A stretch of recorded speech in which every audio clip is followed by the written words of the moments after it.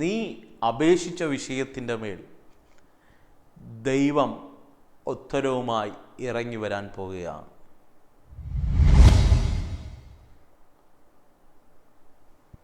അതെ, നീ അപേക്ഷിച്ച വിഷയത്തിൻ്റെ മേൽ ദൈവം ഉത്തരവുമായി ഇറങ്ങി വരാൻ പോവുകയാണ്.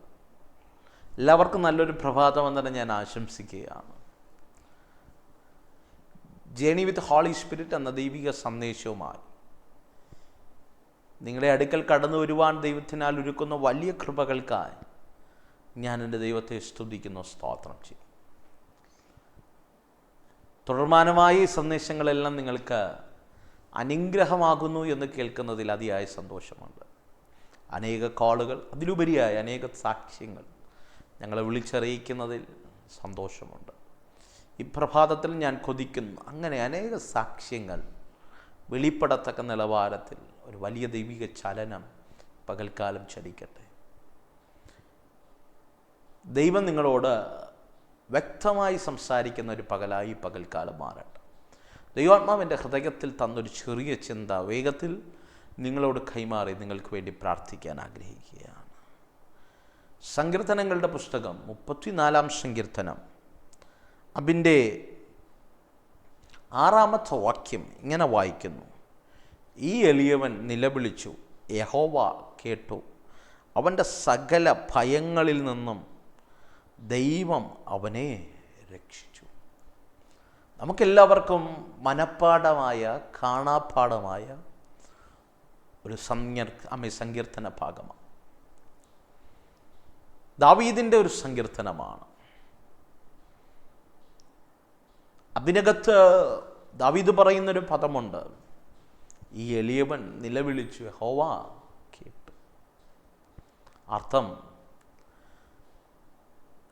പ്രാർത്ഥിക്കുന്നവൻ, ദൈവത്തെ ആരാധിക്കുന്നവൻ ദൈവസന്നിധിയിൽ വച്ച അപേക്ഷയ്ക്ക് ദൈവം മറുപടി അയച്ചു.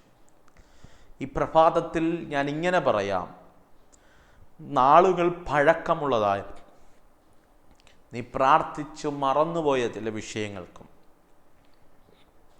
നീ പ്രാർത്ഥിച്ച് ഇനി പരിഹാരമില്ലെന്ന് പറഞ്ഞ് നീ മാറ്റിവച്ച ചില വിഷയങ്ങളുടെ മേലും ദൈവത്തിൻ്റെ മറുപടി വെളിപ്പെടും.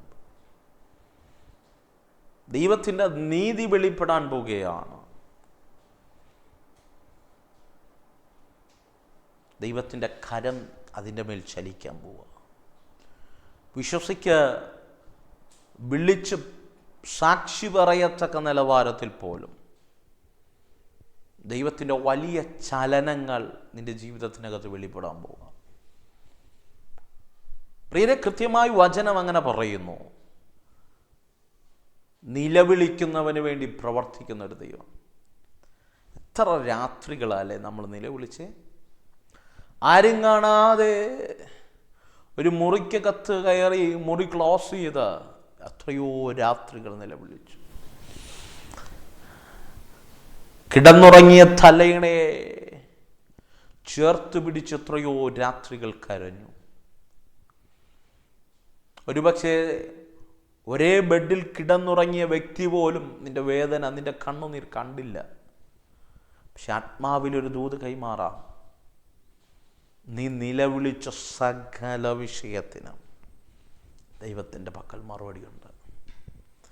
ദൈവത്തിൻ്റെ കരത്തിൽ മറുപടിയുണ്ട്. ദൈവത്തിൻ്റെ കരത്തിൽ ഒരു ദൈവിക നീതി അതിൻ്റെ മേലുണ്ട്. ആരും കാണുന്നില്ലെന്ന് നീ കരുതരുത് കേട്ടോ. ആരും നിനക്ക് വേണ്ടി പ്രവർത്തിപ്പാനില്ലെന്നും നീ ചിന്തിക്കരുത്. കാണുന്നൊരുടയവനുണ്ട്, കരുതുന്നൊരു ദൈവത്തിൻ്റെ ചലനമുണ്ട്. അത്രത്തോളം ദൈവസന്നിധിയിൽ നീ നിലവിളിച്ചില്ലേ? അത്രത്തോളം ദൈവത്തിൻ്റെ മുൻപാകെ നീ കരഞ്ഞില്ലേ? അത്രത്തോളം നീ തകർന്നില്ലേ? അതിനുവേണ്ടി ദൈവത്തിൻ്റെ ഒരു മറുപടി നിൻ്റെ മേൽ വെളിപ്പെടുന്നൊരു പകലായി മാറും. പ്രിയരെ, അവിടെ കൊണ്ട് മറുപടി കൊണ്ട് തീരുന്നില്ല, സകല ഭയങ്ങളിൽ നിന്ന് രക്ഷിക്കുകയാണ്. ഈ പ്രഭാതത്തിൽ ഞാൻ അങ്ങനെ ഒരു ദൂത് കൈമാറാം. ഭയത്തിൽ ജീവിക്കുന്ന ആരൊക്കെ എന്നെ കേൾക്കുന്നുണ്ട്. പക്ഷെ കാര്യത്തോട് അടുത്താൽ ഒന്നുമില്ല, പക്ഷെ ഭയമാണ്, എല്ലാം ഭയമാണ്. കഴിഞ്ഞ ദിവസം ഒരു മകൾ പ്രാർത്ഥിക്കാൻ വേണ്ടി വന്നപ്പോൾ ആ വ്യക്തി, ആ മാതാവും ആ മകളും കൂടെ വന്നപ്പോൾ മാതാവ് പറയുക, പക്ഷേ എൻ്റെ മകൾക്ക് എല്ലാം ഭയമാണ്, പഠിക്കാൻ ഭയം, ഒരു മുറിയിൽ നിന്ന് അപ്പുറത്തെ മുറിയിൽ പോകാൻ ഭയം, വല്ലതും പിടികിട്ടുന്നുണ്ടോ, എല്ലാം ഭയം. കാര്യത്തോടെ അടുക്കുമ്പോൾ ഒന്നുമില്ല, പക്ഷെ ജീവിതത്തെ ഭയത്തോടെ നോക്കി കാണുക. ഒരു എളിയ ദൈവദാസൻ എന്ന നിലയ്ക്ക് ഞാൻ നിങ്ങളോട് കൈമാറാം, ഭയത്തോടെ ജീവിക്കേണ്ടതല്ല ഈ ജീവിതം. ദൈവത്തിലുള്ള വിശ്വാസത്തോടെ ധൈര്യത്തോടെ മുന്നേറേണ്ടതാണ് ഈ ജീവിതം. പലരും പരാജയപ്പെട്ടതിൻ്റെ കാരണം ഭയമാണ്. ഭയം. പലരും ചിന്തിച്ച് അവിടെ ജീവിതം തകർന്നു പോകാനുള്ള കാരണം ഭയമാണ്. ഞാൻ എപ്പോഴും ചിന്തിക്കാറുണ്ട്, കാര്യത്തോടെത്തുമ്പോൾ ഒന്നുമില്ല, പക്ഷേ ഭയമാണ്. കഴിവതും ഞാൻ എല്ലാവരോടും പറയാറുള്ളത്, ഭയപ്പെടരുത്, ഭയപ്പെടരുത്. എന്നെ പ്രാർത്ഥിക്കാൻ ആര് വിളിച്ചാലും, ഇനി തല പോകുന്ന വിഷയമാണെങ്കിൽ പോലും ഞാൻ പറയും, അതിൻ്റെ നടുവിൽ നിങ്ങൾ ഭയപ്പെടരുത്. പ്രിയരെ, ശദ്രക്ക് മേശക്ക് അബേദ്നെഗോ ഭയപ്പെട്ടില്ല കേട്ടോ. ദാനിയേൽ ഭയപ്പെട്ടില്ല. ചെങ്കടൽ കണ്ടപ്പോൾ മോശ ഭയപ്പെട്ടില്ല.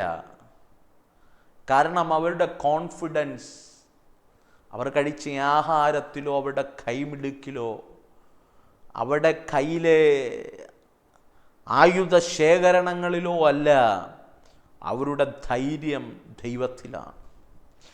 ദൈവം കൂടെയുള്ളവനെ ജീവിതത്തെ നോക്കി ഭയപ്പെടേണ്ടി വരില്ല. ഒരുപക്ഷെ ഡോക്ടർ പറഞ്ഞ് വിധി എഴുതി കാണാം, ഇത്ര ദിവസത്തിനകം നിങ്ങൾ തകർന്നു പോകും, ഇത്ര ദിവസത്തിനകം തീർന്നു പോകും. ഡേറ്റ് എഴുതിയായിരിക്കാം നിങ്ങളെ വിട്ടത് നിങ്ങളുടെ കുടുംബത്തിലേക്ക്. കഴിഞ്ഞ 2 വർഷങ്ങൾക്ക് മുമ്പ് എൻ്റെ ബാല്യകാലത്തൊക്കെയും എന്നെ ശുശ്രൂഷയിലൊക്കെ കൈപിടിച്ച് പ്രാർത്ഥിച്ചു നടത്തിയൊരു ദൈവദാസനുണ്ട്. ഇന്ന് താൻ വാർദ്ധക്യത്തിലാണ്. കഴിഞ്ഞ 2 വർഷങ്ങൾക്ക് മുമ്പ് ഞാനും എൻ്റെ പിതാവും മാതാവുമായി ആ ദാസനെ ഞാൻ കാണാൻ പോയപ്പോൾ എനിക്ക് ജസ്റ്റ് ഒന്ന് പ്രാർത്ഥിക്കണം എന്നൊരാശയത്തോടെയാണ് ഞാൻ പോകുന്നത്. വാർദ്ധക്യത്തിലാണല്ലോ, കൈവച്ച് ഒന്ന് ബ്ലെസ്സിങ് വാങ്ങണം എന്നൊരാശയത്തോടെ ഇപ്പോൾ അവിടെ ചെല്ലുമ്പോൾ അവിടെ വീട്ടിൽ തൻ്റെ സകല മക്കളും കൊച്ചുമക്കളെല്ലാവരും ഉണ്ട്.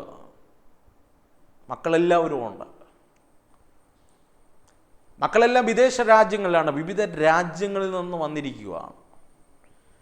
ഞാൻ പോകുമ്പോൾ ആ പിതാവിന്, ആ ദൈവദാസന് ശാരീരികമായി ബലഹീനത, ക്ഷീണങ്ങളുണ്ട്.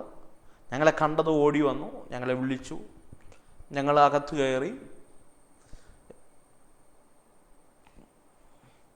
ഷേക്കൻ്റെയൊക്കെ തന്നു.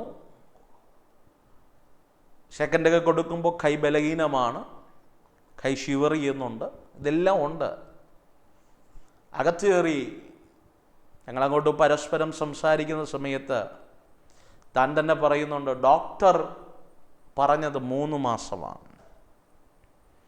ഇന്ന ഹോസ്പിറ്റലിലെ ഇത്ര വലിയ ഡോക്ടർ പറഞ്ഞു 3 മാസം. പക്ഷെ ഇന്ന് 2.5 മാസം കഴിഞ്ഞു. ഇനി എൻ്റെ മുൻപിലുള്ളത് വെറും 2 ആഴ്ച. 2 ആഴ്ചയ്ക്കകം ഞാൻ ഈ ലോകത്തുനിന്ന് മാറ്റപ്പെടുമെന്നാണ് ഡോക്ടർ പറഞ്ഞത്. അതുകൊണ്ട് മക്കളെല്ലാം നാട്ടിൽ വന്നിരിക്കുകയാണ് അപ്പനെ അവസാനമായി ഒന്ന് കാണുക മാത്രമല്ല, ശുശ്രൂഷ ചെയ്തിട്ട് മടങ്ങിപ്പോകാൻ. പക്ഷെ പ്രിയരെ, മരണം 3 മാസത്തിനകത്ത് സംഭവിക്കുമെന്ന് വൈദ്യശാസ്ത്രം എഴുതിയ റിപ്പോർട്ടുമായിട്ട് വീട്ടിനകത്തിരിക്കുമ്പോഴും ഈ ദൈവദാസൻ്റെ മുഖത്തൊരു ഭാരവുമില്ല, ഒരു ടെൻഷനുമില്ല. His very cool. സൗമ്യമായി സന്തോഷത്തോടെ ചിരിച്ച്, ശരീരം ബലഹീനമാണ്. ഞങ്ങൾ പരസ്പരം പ്രാർത്ഥിച്ചു പിരിയുമ്പോൾ ആ മനുഷ്യൻ പറഞ്ഞത്, വീണ്ടും ഈ വഴിയൊക്കെ വരണം. 2 ആഴ്ചയും കൂടെ ഉള്ളൂ ഡോക്ടർ പറഞ്ഞത്. പ്രിയരെ, അതിശയോക്തി പറയുകയല്ല. കഴിഞ്ഞ 1.5 മാസങ്ങൾക്ക് മുമ്പ് ഞാൻ വീണ്ടും അവിടെ പോയി ആ ദൈവദാസനെ കണ്ട് പ്രാർത്ഥിക്കാൻ. ഇന്നേക്ക് 2.5 വർഷങ്ങൾക്ക് മുമ്പ് 3 മാസം പറഞ്ഞ ദൈവമനുഷ്യൻ അന്ന് ശരീരം ബലഹീനമായിരുന്നു. പക്ഷെ ഇന്ന് ഏകദേശം 90-ലധികം പ്രായമുണ്ട്. അന്ന് പോയി കണ്ടപ്പോഴുള്ള ഒന്നുമില്ല. ഇന്ന് സന്തുഷ്ടവാനാണ്. സന്തോഷത്തോടെ ഞങ്ങൾ വന്ന് വരവേറ്റു, ഞങ്ങളോട് സന്തോഷത്തോടെ സംസാരിച്ചു. ഇന്ന് താൻ പറയുന്നത്, ഞാൻ ചർച്ചിൽ പോകാറുണ്ട്, സൺഡേ ചർച്ചിൽ പോകാറുണ്ട്, കിട്ടിയാൽ അവസരം തന്നാൽ ഞാൻ പ്രസംഗിക്കാറും ഉണ്ട്. ഡോക്ടർ പറഞ്ഞത് 3 മാസമാണ്. പ്രിയരെ, ഒരു ദൈവിക ഭക്തന്റെ കോൺഫിഡൻസ് ദൈവത്തിലാണ്. എനിക്ക് ജീവിക്കുന്നത് ക്രിസ്തുവും മരിക്കുന്നത് ലാഭവും. നമ്മൾ പലതും ടെൻഷനാണ്. പ്രിയരെ, ഭയം ദൈവത്തിൽ നിന്നുള്ളതല്ല, ഭയം പൈശാചികമാണ്. അതുകൊണ്ട് ദയവ് ചെയ്ത് ഈ സന്ദേശങ്ങൾ കേൾക്കുമ്പോൾ ഭയപ്പെടാനുള്ള സിറ്റുവേഷനുകൾ 100 കണക്കിന് കണ്ടേക്കാം. റിപ്പോർട്ടുകൾ, രോഗത്തിൻ്റെ സാധ്യതകൾ, മരണത്തിൻ്റെ സാധ്യതകൾ, നിന്റെ തലമുറകൾ വഴിവെടയ്ക്കാനുള്ള സാധ്യതകൾ, നിന്റെ ബിസിനസ്സുകൾ തകരാനുള്ള സാധ്യതകൾ. കഴിഞ്ഞ ഈ ആഴ്ച ഞാൻ ഈ സന്ദേശം നിങ്ങൾക്ക് കൈമാറുന്ന, ഇത് റെക്കോർഡ് ചെയ്യുന്ന, അല്ലെങ്കിൽ ഈ സന്ദേശം ടെലികാസ്റ്റ് ചെയ്യുന്ന ഈ ആഴ്ച വിദേശ രാജ്യത്തുനിന്ന് ഒരു ദൈവദാസൻ എന്നെ വിളിച്ചു കരഞ്ഞുകൊണ്ട് പറഞ്ഞു, ദൈവദാസനെ ഞാൻ ക്വിറ്റ് ചെയ്യുകയാണ്, ഞാൻ ഫുൾ റിവീൽ ചെയ്യുന്നില്ല, ഞാൻ എൻ്റെ ബിസിനസ് ക്വിറ്റ് ചെയ്യുകയാണ്. ഞാൻ പറഞ്ഞു, നോ, ഒരിക്കലും അത് ചെയ്യരുത്. സാഹചര്യമെല്ലാം എതിരായിരിക്കാം, പക്ഷെ ഭയപ്പെടരുത്. വിളിച്ച ദൈവം വിശ്വസ്തനാണ്. അതുപോലെ ഞാൻ ഈ പ്രഭാതത്തിൽ നിങ്ങളോട് കൈമാറാം, പ്രിയരെ, സാഹചര്യങ്ങളെല്ലാം എതിരായിരിക്കാം, പക്ഷെ വിട്ടുകൊടുക്കരുത്. ഭയത്തിൻ്റെ ആത്മാവിനെ അല്ല, ഭീരുത്വത്തിൻ്റെ ആത്മാവിനെ അല്ല, അപ്പാ പിതാവ് എന്ന് വിളിക്കുന്ന പുത്രത്വത്തിൻ്റെ ആത്മാവിനെയാണ് നാം ചുമക്കുന്നത്. എല്ലാ നെഗറ്റീവുകൾ മാറണം. നമ്മൾ ആകുലപ്പെടുകയാണ്, ചുമ്മാ ഭയപ്പെടുകയാണ്. എൻ്റെ കുടുംബം തകരുമോ? എൻ്റെ തലമുറകൾ നശിച്ചു പോകുമോ? എൻ്റെ ജീവിതത്തിനകത്ത് ഇന്ന തകർച്ച വരുമോ? എൻ്റെ ബിസിനസ് തകർന്നു പോകുമോ? ഒന്നുമില്ല പ്രിയരെ, ചുമ്മാ ഭയപ്പെടുകയാണ്. അതുകൊണ്ടാണ് സങ്കീർത്തനക്കാരൻ പറയുക, ഞാൻ പ്രാർത്ഥിച്ചു, ദൈവം കേൾക്കുക മാത്രമല്ല, എൻ്റെ സകല ഭയത്തിൽ നിന്നും അവൻ എന്നെ രക്ഷിച്ചു. ഈ പകൽക്കാല പ്രാർത്ഥനയുടെ വിടുതൽ വെളിപ്പെടണം. നല്ലതാണ്. അതിനേക്കാൾ ഉപരി ഭയങ്ങൾ നിന്റെ കൂടാരം വിട്ട് മാറണം. മക്കളെ, വിശ്വാസത്തോടെ പറയണം, നിന്റെ വിദ്യാഭ്യാസം നീ പൂർത്തീകരിക്കും, നിന്റെ ജീവിതത്തിനകത്ത് ഭാവി വെളിപ്പെടും, നിന്റെ കുടുംബത്തിനകത്ത് നന്മ വെളിപ്പെടും, നിന്റെ രോഗം സൗഖ്യമാകും, നിന്റെ ജീവിതത്തിനകത്ത് ദൈവിക വിടുതൽ ചലിക്കും. ഭയത്തിൻ്റെ സ്പിരിറ്റുകൾ യേശുവിൻ്റെ നാമത്തിൽ കൂടാരങ്ങൾ വിട്ടുമാറട്ടെ. അങ്ങനെ പ്രാർത്ഥിക്കുക കേട്ടോ. ദൈവിക ചലനങ്ങൾ നിന്റെ ജീവിതത്തിൽ വെളിപ്പെടും. ഈ പകൽക്കാലം ഭയത്തുന്നവനായിട്ടല്ല, ഭയപ്പെടുന്നവരായിട്ടല്ല, ദൈവസന്നിധി ധൈര്യത്തോടെ നിൽക്കുന്ന ജയാളികളെ പോലെ നിൽക്കുക. അത് നിന്റെ ജീവിതത്തിനകത്ത് ഈ പകൽ വെളിപ്പെടും. എന്നോട് കൂടെ ചേർന്ന് പ്രാർത്ഥിക്കാൻ കഴിയുമോ? ചില ഭയങ്ങൾ നിന്റെ കൂടാരം വിട്ട് ഓടും, ചില നെഗറ്റീവുകൾ നിന്റെ കൂടാരത്തിനും വിട്ട് ഓടും. അപ്പോൾ ദൈവത്തിൻ്റെ മറുപടി നിന്റെ മേൽ വെളിപ്പെടും. സ്വർഗീയമല്ല കർത്താവ്, ഈ നിമിഷം എൻ്റെ കൂടെ ചേർന്ന് പ്രാർത്ഥിക്കുന്ന ഈ ജനത്തിനു വേണ്ടി ഞാൻ പ്രാർത്ഥിക്കുമ്പോൾ അവരെ ഭയപ്പെടുത്തുന്ന എല്ലാ ഇരുട്ടിൻ്റെ വ്യാപാരങ്ങളെ ഞങ്ങൾ ആത്മാവിൽ ശാസിക്കുകയാണ്. എല്ലാ ഭയത്തിൻ്റെ സ്പിരിറ്റുകളും മാറട്ടെ. ദൈവിക സമാധാനം അവരുടെ ജീവിതത്തിൽ വെളിപ്പെടട്ടെ. ദൈവിക വിടുതൽ അവരുടെ ജീവിതത്തിൽ വെളിപ്പെടട്ടെ. ഇതുവരെയും കണ്ണുകൊണ്ട് കണ്ടിട്ടില്ലാത്ത ദൈവിക ചലനങ്ങൾ കാണുന്ന പകലായി പകൽക്കാലം മാറട്ടെ. അസാധാരണമായ ദൈവിക നീതി വെളിപ്പെടട്ടപ്പ. ഞാൻ ഈ ജനത്തെ ഞാൻ അങ്ങനെ ബ്ലസ് ചെയ്യുന്നു യേശുവിൻ നാമത്തിൽ തന്നെ. ആമേൻ. പ്രിയരെ, വിശ്വസിക്കുക, സകല ഭയത്തിനോടും പകൽക്കാലം പുറത്തു പോകാൻ പറ. കാരണം നിന്റെ മേൽ മറുപടി വെളിപ്പെടാൻ പോകുകയാണ്. സന്ദേശം നിങ്ങൾക്ക് അനുഗ്രഹമായെങ്കിൽ മറ്റുള്ളവർക്ക് ഷെയർ ചെയ്ത് കൊടുക്കുക. പ്രാർത്ഥന ആവശ്യമുണ്ടെങ്കിൽ സ്ക്രീനിൽ കാണുന്ന നമ്പറിൽ ഞങ്ങളെ വിളിക്കുക. ഞങ്ങൾ നിങ്ങൾക്ക് വേണ്ടി പ്രാർത്ഥിക്കാൻ റെഡിയാണോ? വിളിച്ചിട്ട് ലഭിച്ചില്ലെങ്കിൽ ഞങ്ങൾക്ക് വാട്സപ്പിൽ ടെക്സ്റ്റ് ചെയ്യുക. നിങ്ങളുടെ പ്രയർ റിക്വസ്റ്റുകൾ ഞങ്ങൾ ഉറപ്പായും പ്രാർത്ഥിക്കുന്നുണ്ട്. ഞങ്ങൾ ഉറപ്പായും നിങ്ങൾക്ക് മറുപടി നൽകുന്നതായിരിക്കും. എല്ലാ പ്രഭാതത്തിലും ഇതുപോലെ സന്ദേശം നിങ്ങൾക്ക് ലഭിക്കണമെങ്കിൽ ഞങ്ങളുടെ ചാനൽ സബ്സ്ക്രൈബ് ചെയ്യുക. God bless you. Let us start our journey with the Holy Spirit. Amen. Amen.